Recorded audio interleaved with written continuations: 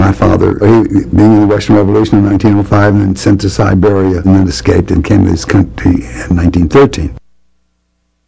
There's a Jewish expression for hit the moment, protect your name. Your name was just everything. And so he said, not only protect your name, but never let a book out of your hands. Read, read, read. And then have a sense of outrage and injustice. Bernard and his younger sister Idelle never had any toys or even the most basic comforts. The family suffered eviction and frequent utility cutoffs. Despite this, they were always generous to others in need and passionate about trying to correct social injustice. There were about 12 or 13, 14 Jewish families in San Antonio. And virtually every few nights, they all gathered at our house. But they were so vehement and they're arguing. So I said to Papa one day, I said, Papa, you know, y'all make so much noise. I'm about 8, 9 years old. He said, son, you don't understand, we're discussing the great issues of the day. I said, but you know, I just can't sleep. And he looked at me and said, remember one thing, only among thieves is everything quiet. One day when Bee was 13 years old, he rushed home from a synagogue service to listen to a broadcast of a World Series game. I love baseball, I always loved baseball. And so I got off the bus and just ran across the street, and this car hit me.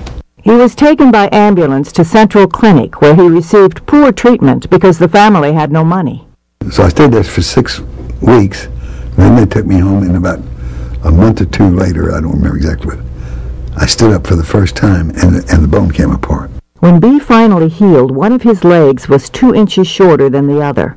His mother made sure he kept up with his schoolwork while he spent months in bed. Rapoport graduated from high school at the top of his class. He received a full scholarship to a college in the Midwest but couldn't afford the transportation. Eventually, he found work near the University of Texas, where he earned his bachelor's degree. I was working a 40-hour, 45-hour week while I was going to school. And then I had, and I would have continued in school, but then I had to help sister through school.